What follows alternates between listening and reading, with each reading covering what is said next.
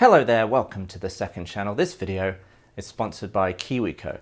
I was thinking the other day about what caused me to get into filming stuff for a living. I've always been interested in filming, making videos pretty much my entire life. And I've narrowed it down to, I think, two people responsible for that. The first person is my granddad, who always had a camcorder in his hands as I was growing up. He would document pretty much every Christmas and birthday, any gathering, he'd have the camcorder out, he'd pop it on a tripod. It would just always be filming. This is me, age 3. I didn't have a lot going on back then. I assume here I'm just patiently waiting for someone to teach me about the Super Nintendo. You love your new home? It's beautiful, isn't it? And he was always kind enough to let me have a go with it, even though I was probably as young as 3. He would put this very expensive camcorder in my hands and trust me not to smash it on the floor, which thankfully I never did. Does that light mean it's recording? Well, yeah, when you see the red light, it means that it's recording. And when I was about 11, he gave it to me. What a legend. I've been filming stuff pretty much ever since. This is a Hi8 camcorder, so it records to little 8mm tapes. You can see here that I have an absolute stack of them. What I did with this leads us to the second person who I feel is responsible for my career choice. And that man is Joly from Trigger Happy TV, World Shut Your Mouth. He's written a load of books. He's pretty much just one of my media heroes, and in an all-time career highlight of mine, I was able to chat to him and tell him this, and even show him some embarrassing clips filmed on this of me when I was about 12. Me and a friend from school would basically film our own version of Trigger Happy TV because we were such fans of it back in the early 2000s.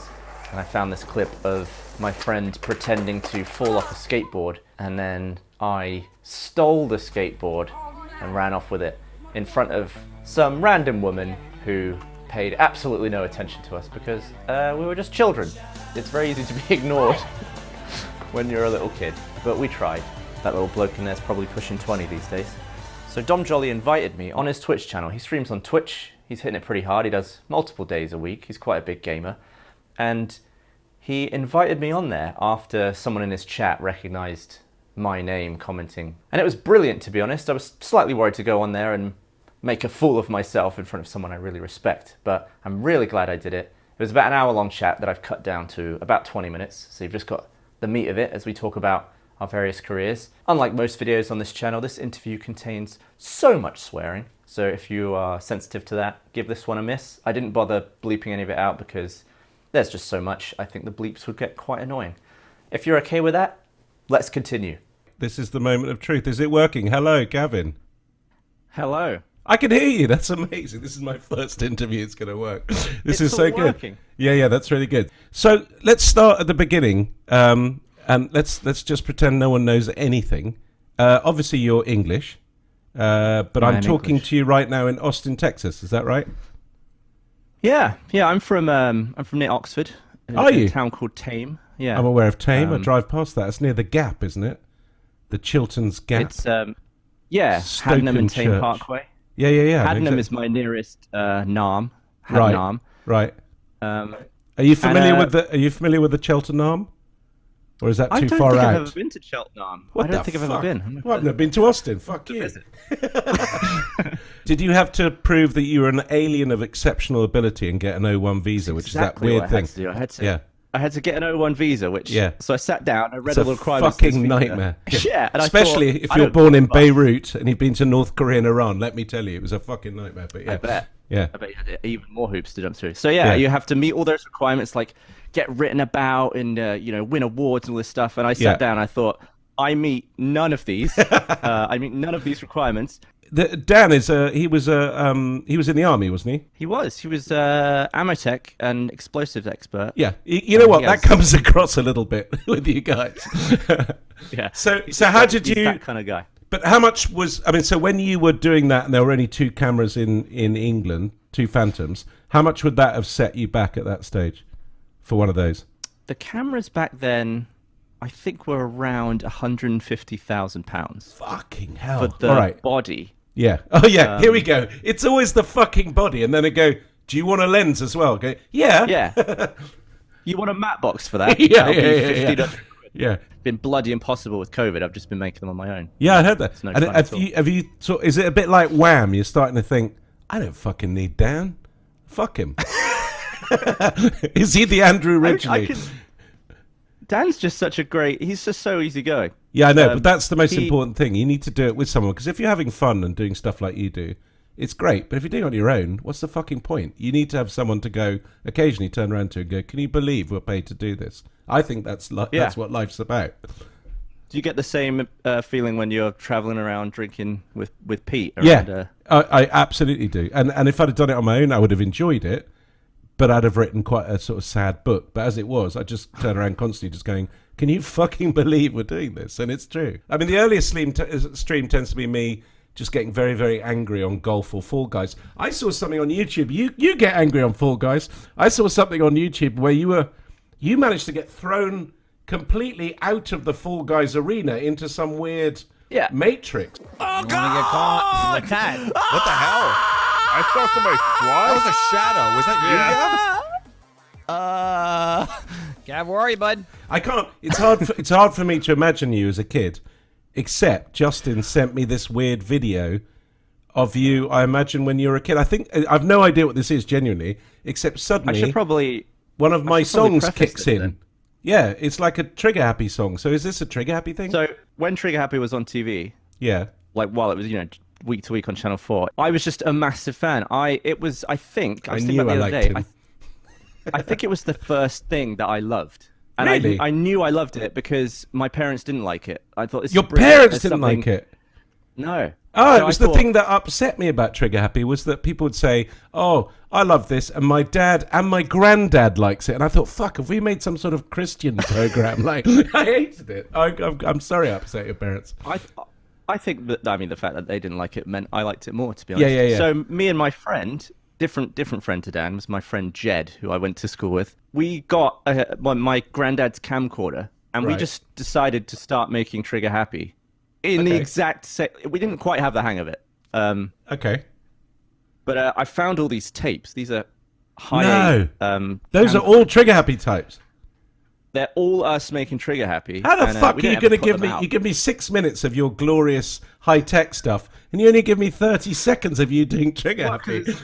It's highly embarrassing. No. But you can see from this this label I've made. I'm going to show it to the camera here. I clearly was running out of tape in my label maker 20 years ago when I made. I love you had a label maker. But it says Trigger Happy.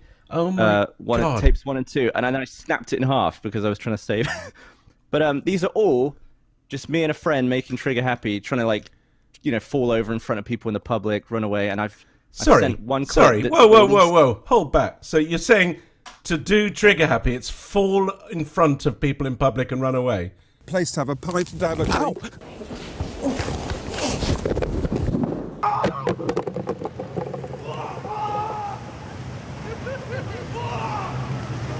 Actually, that's about. Well, I mean, we didn't have the budget to, we didn't have put a down. Budget.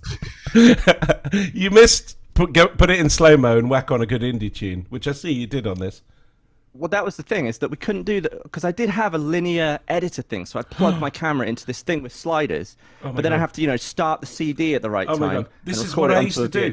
Honestly, people don't understand. The moment they have, I mean, I know we've gone way beyond Avid, but like when Trigger Happy happened just as Avid happened. So Avid, for anyone who doesn't know, it meant that in the old days when I started doing telly, if you were editing something, you had to start your story, put a tape in, record, and build it up. And if you wanted to start again, you had to fucking start again. Now, with Avid, you could drop everything and move it around.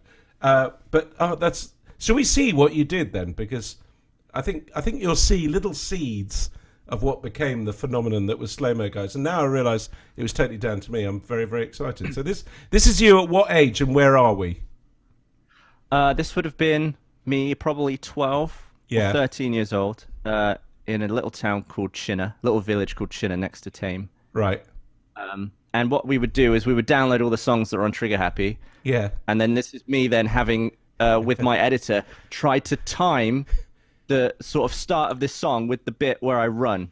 Well, because actually that was all Trigger Happy was about, was the edit. To me, it was all about the music and stuff. So yeah, you got that right. Let's see if it looks as good. Well, I love that. That was That's like the least embarrassing Really? bit I could find. 'Cause I'm What so was the far, I bit- was the one in green there. We had like I had a camera on my sleeve walking into Woolworths, which we then went on to do some stuff with there, but I didn't include that. Oh, I So want to see all these now. That's so funny. I got I've got a lot to look through.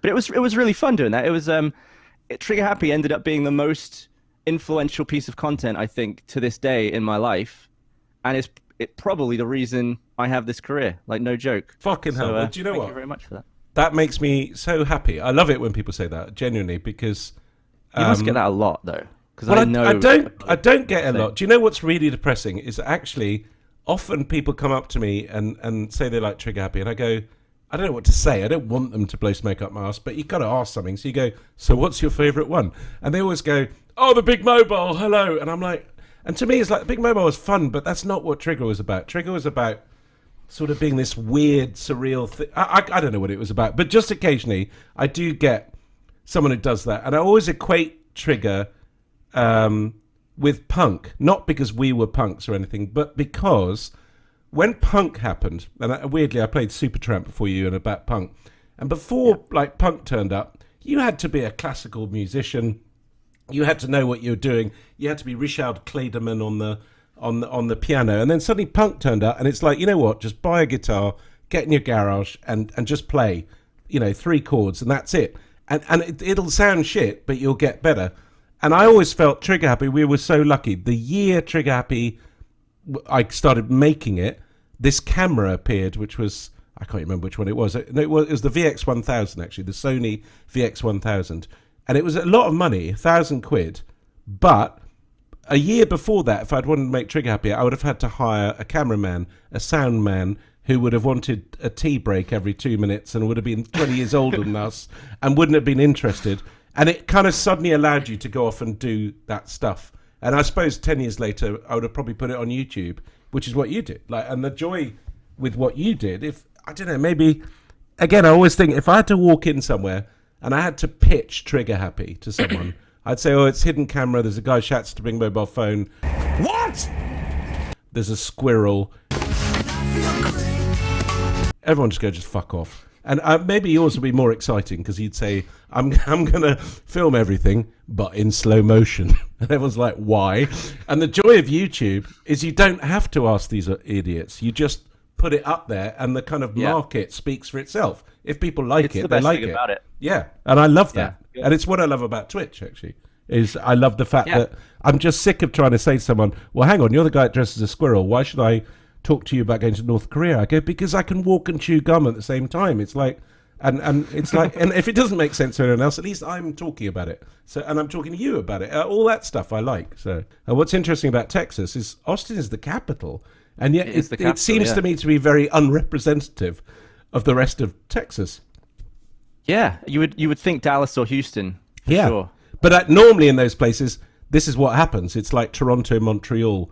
They battle it out. They don't agree, and they end up with Ottawa, which is a kind of... Now, Ottawa is a bit dull, but Austin seems to be hip. I love that.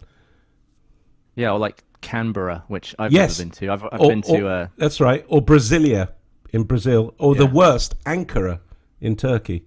I wanted to do a book called Crap Capitals, actually, but then I had to go to them, and I didn't want to. One of the things I had with Trigger Happy, and I think you probably have a slightly similar thing, is there was a certain stage where I think we all have weird ideas in the pub occasionally. You get a bit pissed, you have an idea, and you say to your mate, wouldn't that be funny? But normally you forget about it. But I was in a situation for a couple of years where I'd just think, fucking hell. And I'd ring someone up and go, can we get a snail costume? And you go and do it. And I think you're doing the same thing. You're just thinking, should we just blow up stuff, or should we fire a tank shell through watermelons? The shell went in the melons. What was the best slow-mo video, do you think? Like, of all the ones you've done, what was the most fun to make, and do you think, your most what's the most popular one? The most popular one isn't my favorite one. It's just an obscenely popular one. It's a very old one from about 10 years ago now, of me and my brother jumping on a big red balloon, which was in the little clip. But I love that. That's amazing. When it splits, it's incredible. I mean, it is extraordinary. My brother did that one with me, because Dan wasn't available. to And, show his my penis brother- as he did on the second one. Oh no! Come on, no! I had to censor that by hand. It was Did you? traumatizing. Did it take To long? move the little blurry circle. Ray J wants to go. Does it annoy you? And I can tell you the fucking answer to that already. Does it annoy you when people steal your content and upload it to Reddit without attribution? Happens all the time. Happens Yeah. all the time. And especially GIFs, like an animated GIF. Oh, or GIF, Jesus, whatever tell me you about it. pronounce it. Yeah, I don't know if it's GIF I've or got GIF. I more- like you don't know that. Yeah, I don't know. I'm I saying don't really GIF. care. I don't- You do care though. Okay. we did a travel show. We just went to different countries filming a cool slow-mo thing. Yeah, just to blag travel. Come on, we've all done that. It's lovely. But we did one where we went to Singapore to film lightning. And Do you know what? That was my favourite bit of your clip. And what I loved about that was clearly, I didn't know whether you'd gone there to film lightning, but that was clearly, you guys were sort of chilling in the hotel and suddenly, fuck, it's happening now, run. And that felt really like you love it, you know. yeah, so we were in that hotel. The production have rented a room on both sides. And we were looking at the weather map. We were there for one night to film lightning.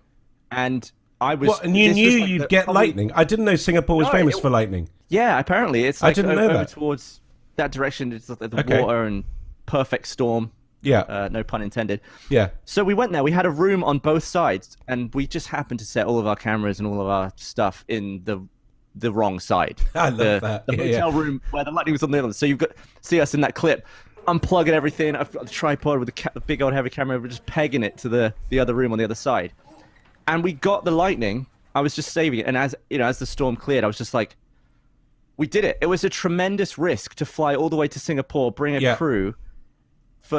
We had a backup day that we didn't need, but to basically rely on the weather in a foreign country, I have think to was say, an irresponsible decision. I've taken a lot of fucking risks in that sort of thing, going, oh, it'll be fine. But one day, I mean, for fuck's sake, Yeah, it was- And you're like, I've had people go, producers going, so you're absolutely sure there'll be lightning on that day? I go, oh, yeah, it'll be fine. And you definitely Don't want worry the 2 first-class tickets to Singapore. Yeah, it'll be fine. I wanted to do, Typhoon Alley. I want to experience a twister and an earthquake. But I kind of want an earthquake that I survive that doesn't kill me, and it's kind of difficult Yeah. to ask for that, you know. And you can't. Yeah. And also a tsunami. I'm probably pushing it a bit here, but I was going to do something like that. But again, it's like, and I was happy. I'd say, well, look, I'll move to Japan to a 5-star hotel, and I will sit there and wait for a tsunami. Like it'll happen. But weirdly, Channel 4 said no.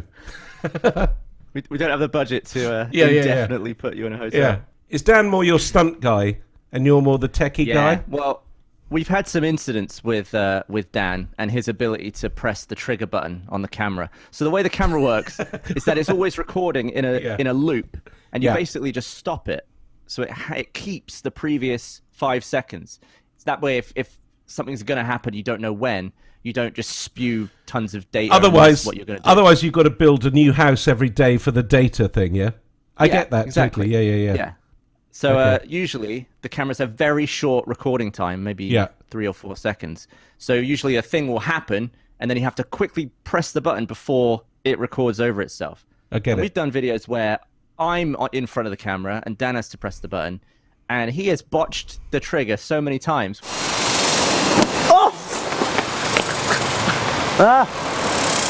You didn't trigger it. Push the wrong button. I pushed the red button after the middle button. You hit the menu and then you press the red button. Yeah. I thought that was the big button. Me, all of your hair and eyebrows are singed. We just thought, I'll stick to the cameras. You just do all the dangerous stuff, and he's perfectly happy doing that. I don't mind doing some of the dangerous stuff too, but he loves it. He's all about it. He wants to Yeah, get stuff. well, he's in. army, isn't he? He's trying to get an that army kit. lad. Do you ever think, It's God, an I'd army love lad. to film something really fast? Like do a time lapse or something. Yeah, like a Benny Hill, like, you know. Like. Luke Potter 2021. I fucking love this interview. Not a question, but one I will read out because, well, why Wonderful not? to hear, though. Yeah. Wonderful to hear. It really is. Have you ever filmed someone being tased? I have. Have yeah, you? with an actual taser that shoots Yeah. the prongs.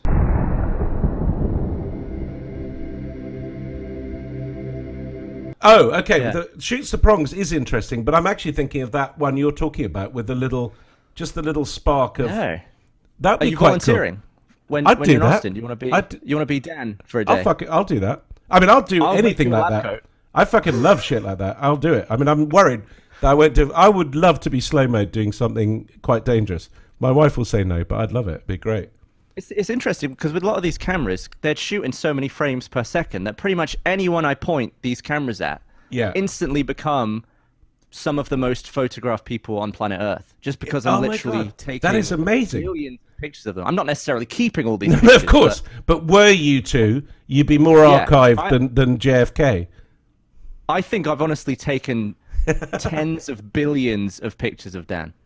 That is incredible. So, is there something you want to tell Dan, sort of thing? I mean, do you think that's What, it's that a sort I of really it's like a, him? It's a latent desire, yeah. Even though you've made me feel very old by saying that you watched Trigger when you were that age, I think we're kindred spirits in the sense that all I wanted to do, I just grew up looking at jobs that I just thought I'm never going to do that. I hate it, and I didn't know what it was I wanted to do. But I knew that it had to be there, and I'm still not sure if this is it or whatever. But you seem to have a lot of fun with what you're doing, and I think when you watch it, so much it's fun. really infectious. The difference between you and me is you seem to also have a technical skill. Like, I mean, you clearly must understand the cameras and be good at that. I'm okay at it. I'm okay Yeah, at it. are you Yeah, a bit? I, Are you geeky on that? I mean, do you know your cameras and stuff? Do you edit your stuff yourself? I do. I think editing's my favorite part. I was actually wanting to ask that before I go. Is that Yeah. when did Trigger Happy get that style? Was it in the edit, or did you always Yeah. plan to have No, the no. slowdowns and the music? No, never planned it at all. So I filmed the thing because basically Trigger Happy, if you strip all the music away in the edit, Trigger Happy is all about the edit, and the edit is my favorite thing. Like, I'd spend 5 months in every edit for every series of Trigger Happy, and it was about the music. Really, I'm more into music than I am into comedy, and so I just want to play. I'm like a sort of obsessed DJ wanting to put my favorite bits of songs. So often I would, in the edit, there'd be a joke and the joke would be over, but I'd extend the edit of the joke really because I just wanted to get the right bit in the song. So that Yeah.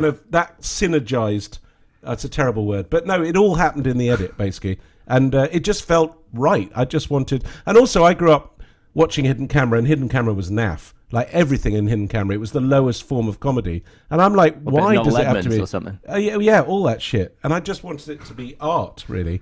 So I don't know. Yeah. Yeah. It was so influential on me. So I would love to see a parallel universe where I didn't see Trigger Happy TV. I don't know where I would be, to be honest. It would be I love mental. that. And my music collection would be completely different too. But honestly, that means a lot to me because often people come up to me and say they love Trigger Happy, and then I just think, how did you and I ever connect? Because I don't think you understand me at all. But I love what you do. The thing I've learned at my esteemed age is you need to enjoy it. Because I never enjoyed what I did, I think, for a long time. Because I had a real imposter syndrome. And I'm always thinking, fucking hell, I can't believe that I'm doing this and I don't deserve to do this. But it is annoying because I'd now look back, weirdly, when I'm doing happy hours and showing them on Twitch, I think, fuck, I didn't realise how much fun we were having. I did, but I was always worried about it. And I think if you can enjoy what you're doing in the moment, that's my advice I give to you that you don't want. But, you know, it's like, I think you do enjoy it. It's But, great yeah. advice because when you're in this career phase, everything moves way too fast, and you end up like you have to stack all of you don't pay attention to anything that's happening right now, and then you look back on it. I was making that little clip last night, and I was like, bloody hell, we've done a lot of stuff. But it is weird. It's when you actually have to do a sort of recap, and then you feel like a wanker for making a recap because you're like, who am I to make a recap? But I used to look at it like I used to want to be in a band, and I used to see that moment when the Sex Pistols sign their record deal outside Buckingham Palace, and you think there's going to be a moment where you've been building up something, and suddenly there's just at least going to be 10 minutes where you think, yay, we've fucking done it. There was never a moment, like there wasn't a moment where I can remember Channel 4 saying, Trigger Happy's happening. Suddenly we'd be filming it and go, oh, we are making... There was never that moment where you just sit back and enjoy it. So I don't know, but it's interesting. But thank you so much for joining me. I'm very jealous you're in Austin. I really want to come to Austin, and I am going to come to Austin, whether you like it or not. You don't have to tell me where you live, do like a but I'll hunt barbecue you tour. down. And then we'll I'm do obsessed with we'll barbecue. do that, Now, when we'll do people... that taser video as well. when he's talking about barbecue, he doesn't just mean he's going to whack open a barbecue. Like, barbecue is the great American cooking thing, I think. It's incredible. There's a place here called Franklin's. You got to get in line. You got to get in line at about 4 a.m. I've seen to get that. a bit of brisket. Have you heard of that? Yeah. I've heard of that place. It's insane. It is a science. Waking up early and doing some barbecue. Listen, we're getting so much love for you. Would you come back in a month or so? I'd love to. I mean, I'm watching the streams every day. It's a nice little. I haven't been home in like 15 months or something, so I just like hearing an English voice in the background. And it's very therapeutic, even though you're, yelling at golf or. Yeah, I'm really sorry. I know I'm yelling crash. too much at the moment, but. No, I love it. It's okay. Well, look, I'd happily come back whenever you want. Can we agree on 3 things? Firstly, I'm going to have you back on because you've been my favourite interview by a long way, and everyone's loving this. And I would like to see more of your slow-mo stuff. Thanks, Badger. Even though you gave me a 6-minute one, I'd like to see another 6 minutes. I definitely want to see some more of your shit trigger-happy stuff. Because I genuinely, I'd be really into. No, but I'd love that. Come on, you made them for someone to see, so let's watch them. Thirdly, if you ever come to Cheltenham, I will take you to the dump, and there's no higher praise. Love to go to the dump. Yeah. Yeah. Listen, All right. Gavin, it's been absolutely fantastic. Thank you so much for joining me. Genuinely, it was an absolute pleasure. And thank you very much. We shall speak soon. Talk soon. Goodbye. Have a good one. Thank you. Well, that was nice. And there we have it. That was actually a few months ago now, but an incredibly rewarding experience for me. Hopefully you enjoyed that little chat. Make sure you check out Dom Joly's streams if you're a fan. He's still on there quite regularly. Twitch.tv/Dom Joly, I think is I'll put a link in the description. Now, why don't we have a cheeky chat about our sponsor, KiwiCo. KiwiCo is a wonderful service that provides activities in a box. This is a Tinker Crate. So please enjoy this footage of me building a domino machine. The KiwiCo boxes are designed to expose kids to concepts in science, technology, engineering, art, maths. They offer 8 different subscription lines, each catering to different age groups, all of which designed by experts and tested by kids themselves to make sure they're up to snuff. Especially in the summer months, you want to avoid that summer brain drain. So KiwiCo focuses on the importance of staying educationally engaged in the summertime. KiwiCo believes that by learning skills at a young age to problem solve, innovate and create, kids will have a better chance at changing the world for the better in future. They ship their boxes to over 40 countries, and as I always say, aside from the fun you get from completing the project, my favourite thing is that everything you need is in the box. You don't need to get anything extra, you don't need to hunt through drawers or go to a shop. It's great. If you fancy supporting KiwiCo and this here channel, you can get your first month for free. Check it out, see if you like it or not, by going to kiwico.com/slomoguys2. Thank you very much for watching, and I'll see you soon. Were these in my ears when I started? I don't think so.